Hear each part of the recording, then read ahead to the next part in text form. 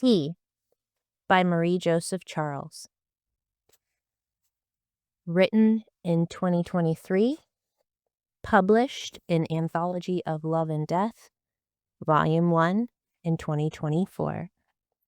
If you enjoy this short story, please be sure to follow my Patreon as well as my other social media. I was a shy girl growing up. The real world held very little interest to me. I preferred to hide in my room or under the tree in our backyard with a library book. As a child, I was bullied for my curly red hair and so only had a friend or two at a time. My true friends were my books. My adventures were within their pages, and I frequently developed crushes on fictional characters. In high school, I had virtually no prospects for love or romance. I had a date here and there, but nothing profound. I was content with my life, though it was a slightly lonely one. Everything changed in my second year of college, and it all started with a cup of tea. It was a cloudless, late summer day. I was leaning against the retaining wall on the campus quad, my head sticking out just above it.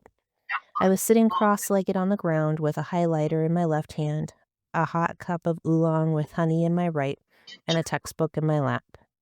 The air was warm, the sun was bright, and I found myself constantly distracted by the campus goings-on. There were folding tables for the various groups and clubs to hand out flyers and ask for signatures on petitions. A group of 10 or so joggers went by on the paved path.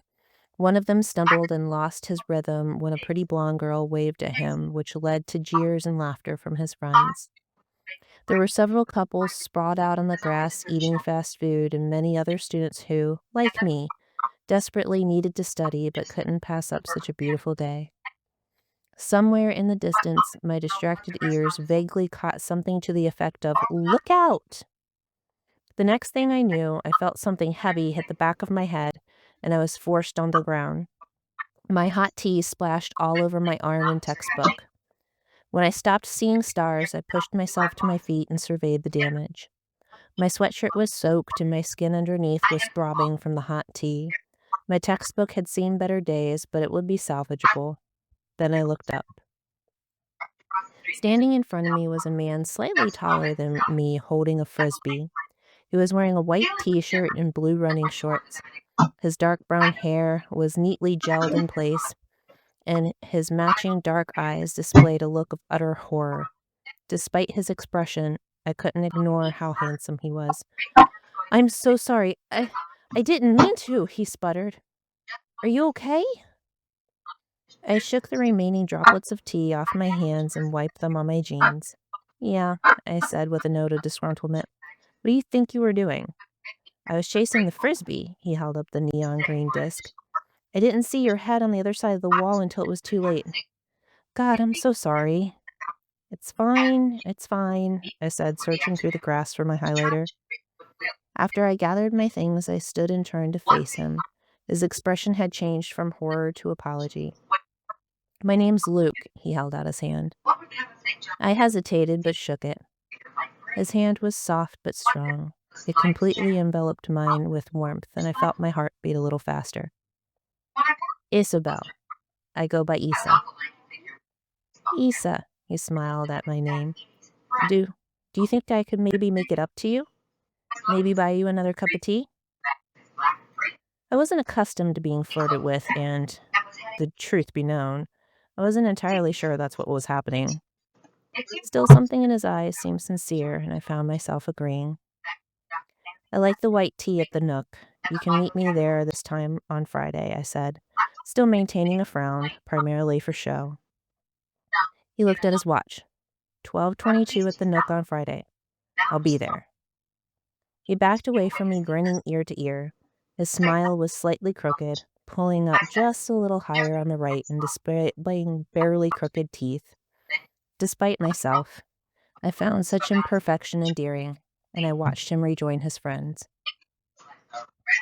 Nook was a well-known establishment to all students.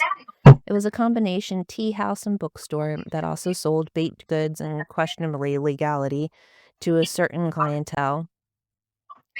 Friday afternoons were generally slow, as few students took advantage of the atmosphere to study before the weekend. I arrived at noon and perused the bookshelves. New releases of steamy romance novels called to me from the tabletop displays. I subtly glanced at them as I meandered casually toward the discount book bin. I watched my watch. 12:20. What was I doing? How could I honestly think someone so attractive had really invited me out? He probably said it just to save face for kicking me in the back of the head. Or worse, maybe the whole thing was some kind of fraternity prank, and there were a bunch of guys hiding behind a bookshelf snickering at me. I shook my head and told myself to stop being ridiculous. I was reading the back of a confusing-sounding novella that had to do with rainbows and sociopaths when I heard the bell on the front door chime. I looked up and saw the man from 2 days prior. He was wearing a clean navy blue polo shirt and khaki pants. His hair was stylishly gelled again, and his face was freshly shaven. His eyes met mine, and he smiled, a crooked smile. "Hello, Issa," he joined me. "Luke," I smiled at him. "No Frisbees today?" He chuckled slightly. No. I thought we might get to know each other without giving you second-degree burns and a concussion." He held out his arm for me to go first, and we took our places in the queue to order. "What do you like?" I asked him. "I hear the white tea is pretty good," he said, his eyes never leaving the menu board behind the counter. We chose a table next to a brightly sunlit window and sat with one mug of white tea with honey, one steamy green tea, and a plate of banana pudding cookies, the legal ones, for us to share. I saw his hands shaking a little as he sipped the tea. "I didn't think you were going to get this far, did you?" I asked. "Nope," he shook his head. "I was afraid that you only agreed to meet me to be polite." "If it makes you feel any better, I thought the same thing about you," I smiled. He laughed a little. "You're beautiful, and you always sound so smart, in Comp 2. I thought you would shoot me down on Wednesday, and when you didn't, I thought for sure you would stand me up today." I was a little shocked. No one besides my dad had ever called me beautiful before. "Do I seem like such a mean person?" I asked. "No, but I don't really know you yet either. Do I seem mean to you?" "That's a fair point," I nodded in concession. "We have Comp 2 together?" "Yeah. You always sit up front. I'm always in the back because I'm usually running late from effective speaking." "What's your major?" "Architecture. Yours?" "Undeclared." I always felt awkward answering that question. I was 2 years into college at 22 years old and still didn't know what I wanted to do with my life. "Too tough to choose?" he asked, taking a bite out of a warm, soft cookie. I nodded. "What interests you?" he probed. "Everything," I answered honestly. I thought about medicine, but I don't think I have enough empathy. I thought about engineering, but I'm not that good at math. I don't really like kids, so teaching is out, though if I did teach, it would be world history. "Okay," he smiled. "Let's look at it from another angle. Instead of what interests you, what are you passionate about?" "Words," I said without hesitation. "Words?" "I love to read. Poetry, novels, shampoo bottles. I love to write. I love all of it." He smiled wide and made my heart fluttered a little. "So what about journalism?" he asked. I shrugged. "The news is depressing, and I think I'd be miserable having someone else tell me what I have to write about. So be an English major and become a novelist." "It's really hard to be a successful novelist." "It's really hard to become a successful architect, but that's not going to stop me from trying." "I see your point, but it's also hard to make real money as a writer." "Would you rather live happy or die rich?" The complete insouciance in which he posed the question caught me by surprise. I sputtered a little, trying to formulate a response, but I couldn't really come up with one. "I don't even know how to answer that," I shook my head. "Maybe I'm not as good with words as I thought." He laughed, a deep belly laugh, and I couldn't help myself and joined him. It turned out to be a lovely afternoon. I found myself relaxing and even recited a few of my favorite poems that I had written. The way he looked at me when I was talking made me a little uncomfortable and yet esteemed. I hate to use the cliche that it was as if we were the only two people there, but there was no other accurate description. By the time the tea was drunk and the cookies were eaten, we had discussed classes, grades, writers, artists, and families. As we prepared to leave, he held out his arms with his palms up as if in supplication. I'd like to take you out for a full meal if you'll let me. Despite all of the doubt I had arrived with that day, I really could not think of a reason, not one at all, why I shouldn't spend more time with him. I never turned down good Thai food, I shrugged, trying to seem falsely dispassionate as possible. The crooked smile stretched broadly across his face, and he stood a little straighter. Can I have your phone number? He asked as he held his phone out to me. I punched in my number and saved it into his phone. He immediately sent me a message and simply said hi. I started to save the number and frowned. Is something wrong? He asked. We talked about so much today, but I never got your last name. Winter. Lucas Archibald Winter. Archibald? I scrunched up my nose and stifled a giggle. Dad lost a bet with Grandpa, and you are Isabel Marie Williams. Isabel Marie Williams. He held up his hand. It was nice to meet you. I shook his hand. You too, Lucas Archibald Winter. That weekend, I was walking a little lighter as I served tables. Even a few of my regulars commented on how I was glowing, and my manager said I was practically waltzing. I couldn't help myself. I was giddy in a way I had never felt before. The following Monday, about 7 minutes into my English composition class, I heard the door open and close softly. I turned slightly in my seat and looked over my shoulder. Lucas Archibald Winter was taking a seat in the back of the room. I had honestly never noticed him sneaking in late before. I think that because he told me, a little part of me was listening for him. After class, he remained standing next to his seat until I caught up with him. Hello again, he smiled, a little differently this time, a little more confident. Hello again, I said. Would you like to sit with me outside for a little bit? No frisbee. I agreed. So what are you doing for your persuasive essay? I asked him. Honestly, I'm cheating a little. How so? My morning class is effective speaking. Just so happens that I have to make a persuasive speech this week before the essay is due. My speech is already half done, so I'm just going to change it up a little to make the essay. So you're turning in the same assignment for 2 different classes. Essentially, it should give me more time to study for this calculus class that's kicking my butt. He held the door open for me, and we stepped out into the bright sunshine. What's your topic? I asked. The mass production of animals for pet stores should be outlawed. We sat on a bench. You mean like puppy mills? I asked. See? He lit up. Everyone immediately jumps to dogs and cats, but what about the other animals? They're so-called breeders or mass production facilities that pump pet stores full of hundreds of thousands of rabbits, rodents, birds, and reptiles with absolutely zero regard for their health, welfare, and eventual ownership. Did you know that most of these animals aren't even covered in the Animal Welfare Act? They have no protection unless they're used in research. I didn't know that. You seem pretty passionate about it. He let out a laugh that was something like a bark.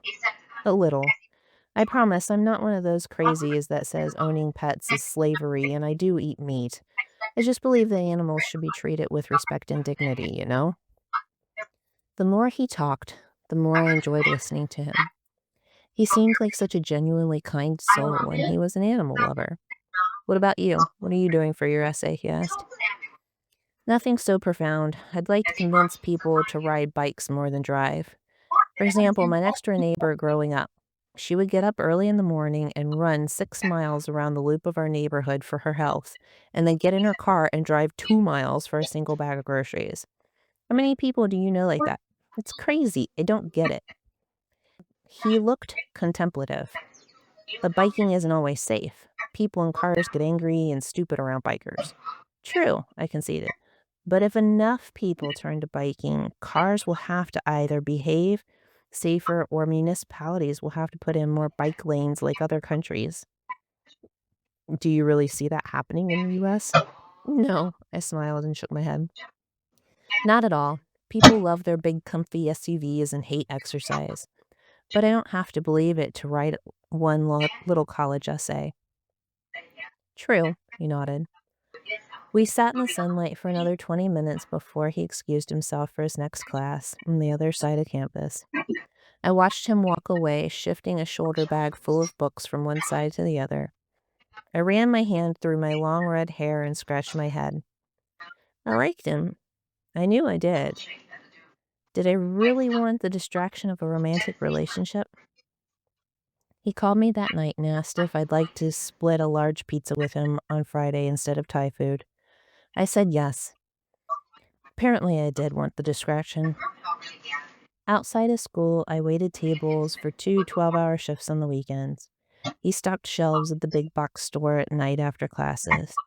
Somehow, we found time to sit together during our afternoon break or a few times per week, or share a meal or a cup of tea here and there.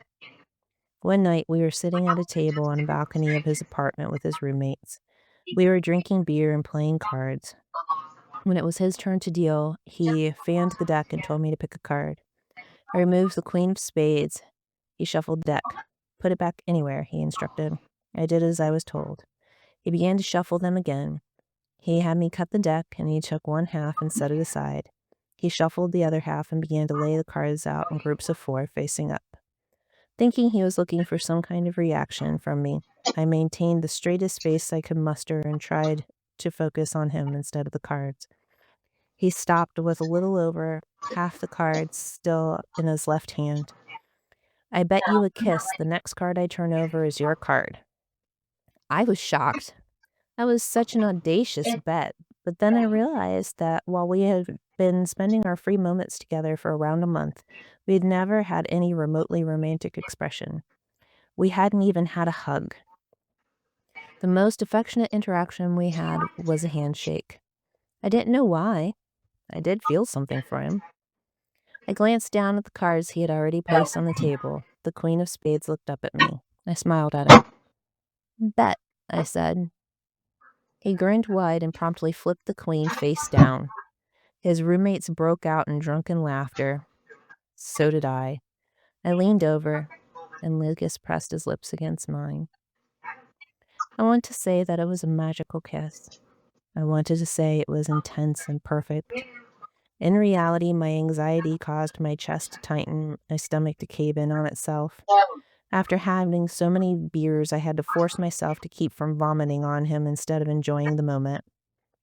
Thankfully, I don't think he noticed. That night, I slept in his bed. In part, it was because I was too intoxicated to drive home safely, but mostly because I wanted to be near him. He gave me a t-shirt that was just slightly too big to sleep in, and we fell asleep together. I'd be lying if I didn't admit we made love in the morning before I had to go home and change for work. That was it. We were a match set after that. I no longer fought what I knew was there and accepted him as a major part of my life wholly.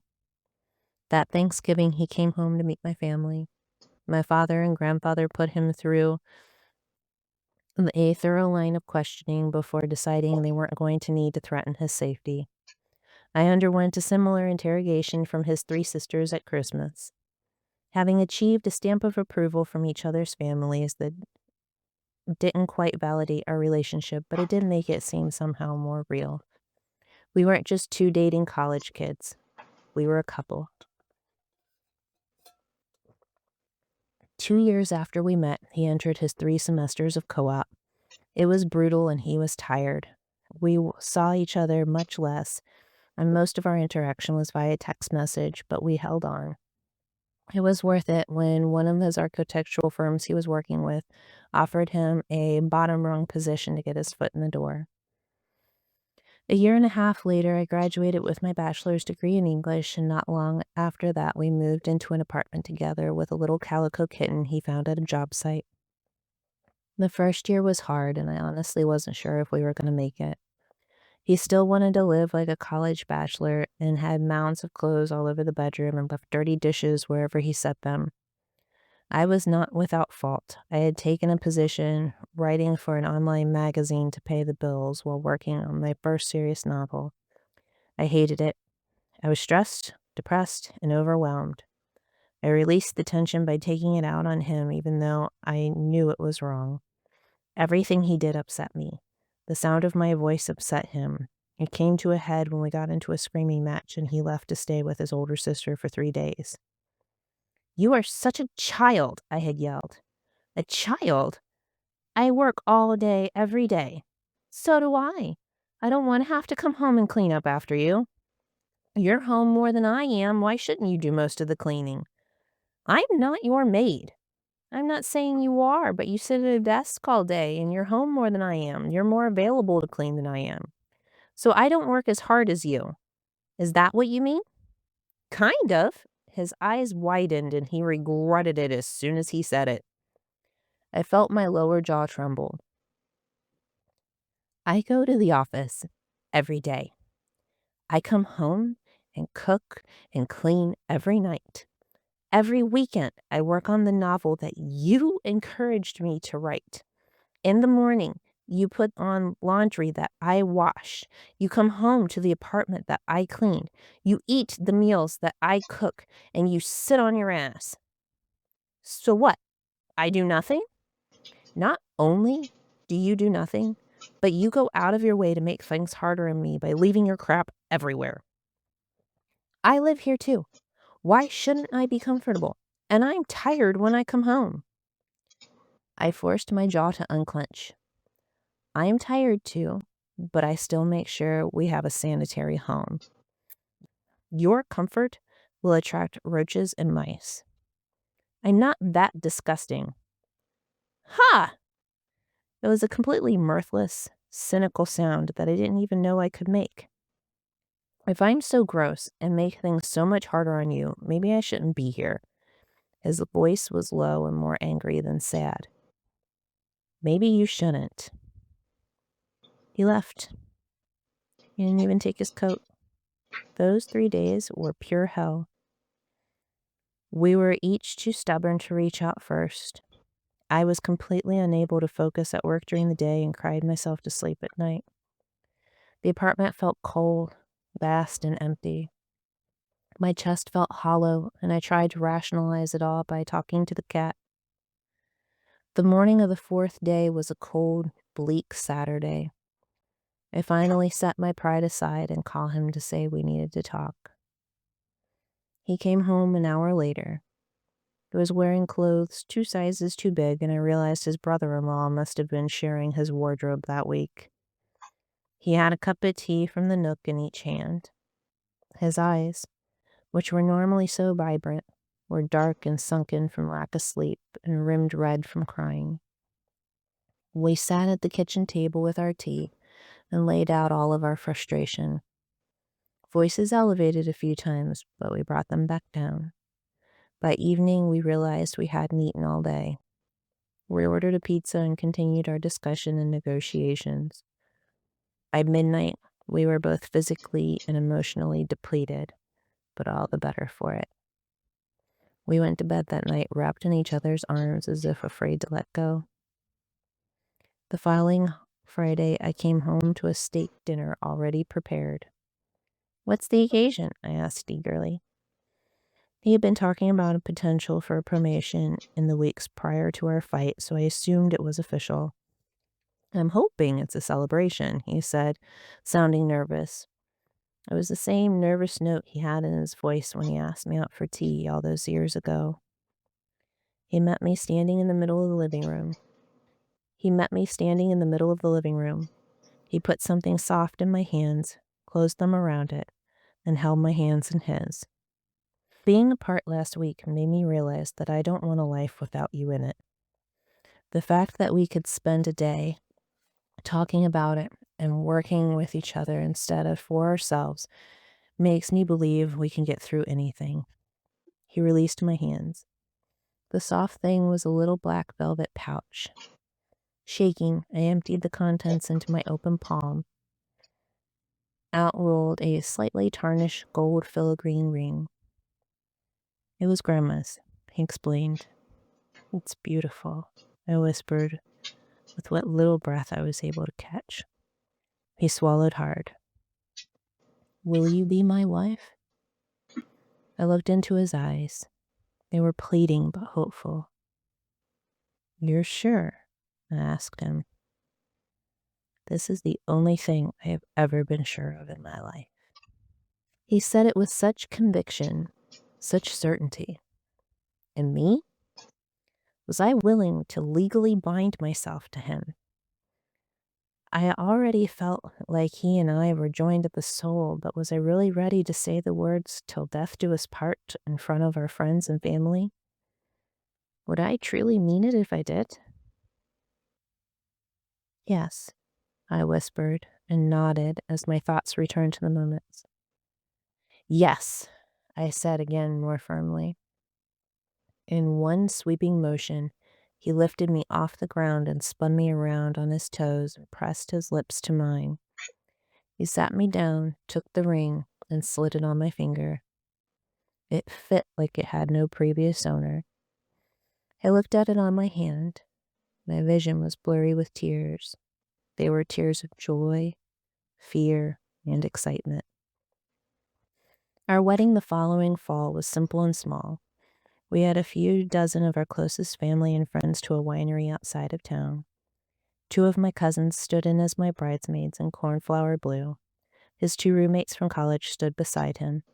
My father was puffed with pride as he walked me down the aisle. When it came time for speeches, the best man clanked his wine glass and a spoon and stood. "5 years ago," he began, "Luke pointed to a pretty red-headed girl walking across the quad and told me that he was working up the nerve to talk to her. I know my best friend, and I know he can be shy, so 2 days later when I saw her sitting outside, I threw a frisbee in her direction just to give him a little nudge. I didn't, however, remember that he is a klutz until after he kicked her in the head and tripped over her." The room filled with laughter. My arm still hurts from time to time from where he punched me after he finally talked to her. But after their first date, I would have let him punch me every day to see him that happy. Everyone awed.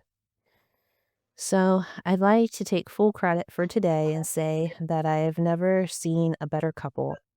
Friends and family applauded as Luke and I hugged him. It was 2 months later when I began waking up in the middle of the night to vomit. I was a perpetually cold person, but around 2 in the morning, like clockwork, I'd feel like a boiler oven. I'd run to the bathroom to vomit and feel my temperature plummet as soon as my stomach was empty. Luke, who could sleep through a car crashing through the house, never noticed. I kept telling myself it was a weird PMS symptom. I was due for my period, so that had to be it. I was on birth control, after all. When I entered week 2 of night sweats and vomiting, I still hadn't started. My denial was almost impossible to maintain. I left work early one day and stopped by the pharmacy. The family planning aisle was an overwhelming assortment of condoms, ovulation predictors, and prenatal vitamins and fertility supplements. When I located the pregnancy tests, I selected the 2 that looked easiest to read. I felt myself looking around cautiously and checking each aisle as I passed. I was afraid someone I knew might see me. It was almost like I was ashamed of needing them. Why? I was a married woman, and even if I wasn't, it still wasn't anything to be ashamed of. Women buy pregnancy tests every day, yet I still used the self-checkout just to be sure no judgmental eyebrows would rise. At home, the first test showed a plus sign before I even had a chance to set the timer. My heart tried not to break through my chest as I prayed that meant the test was faulty. I don't think I breathed for a full 2 minutes before the second test displayed, very clearly, the word pregnant. The whole room went dark. I could either see nor hear anything. I stood, feeling like my world was collapsing around me. My chest caved in and left no space for my heart to breathe or my lungs to fill with air. Pregnant. I finally pulled myself together enough to stumble into the kitchen and put a kettle on the stove.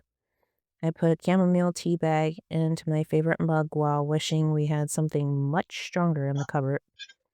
The kettle whistled. I filled my mug and I sat at the table feeling like nothing in the kitchen, in the world, was real. pregnant. The tea had barely had enough time to steep when I heard the apartment door open. "Hi, honey, I'm home early." Luke sounded in high spirits as I heard him shuffle down the hall. Next, I heard the bathroom door close and almost immediately open back again. He appeared at the juncture between the living room and the kitchen holding the 2 pregnancy tests. His eyes were wide, but his expression was impossible to read. "These are real?" he asked. I nodded.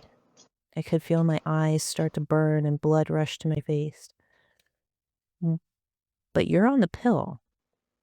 It may be my imagination, but his tone almost sounded accusatory, as if I had been lying about being on birth control for all these years. "It's not 100% effective. We're in that less than 1%. I wasn't even looking at him in the eye. I couldn't. He nodded solemnly. He set the tests on the counter, retrieved a mug from the cabinet, and sat across from me at the table with his own cup of tea. We sat in silence for what felt like hours. I partly wished I could read his mind. I didn't know what to say. I didn't know how he felt. I didn't know how I felt. Not entirely. I know I felt guilty. I felt like I had trapped us. I felt like now it was my fault that we had to choose whether or not we wanted to be parents. We had never even discussed it before. It was my fault that we may have to change everything about our lives. Maybe we could give it to a stranger through an agency. Maybe.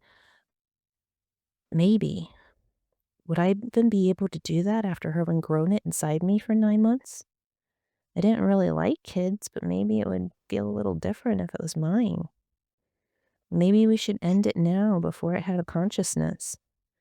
My head was spinning and I felt sick. The only thing I could be certain of was that our lives were different from this point forward. "We're going to need a bigger apartment," he said, finally breaking the agonizing silence. I felt my face get hot again. "Want to keep it?" I finally choked. "I think I do. I always knew I wanted a family with you. I just didn't know it would be so soon. Do you want to keep it?" I felt tears rolling down my face as I tried to maintain some semblance of composure. I looked down at my hands. They were shaking. He laid his left hand on top of my right to steady it. "I don't know," I whispered. "That's fair," he said. His tone was even and understanding. How was he not freaking out?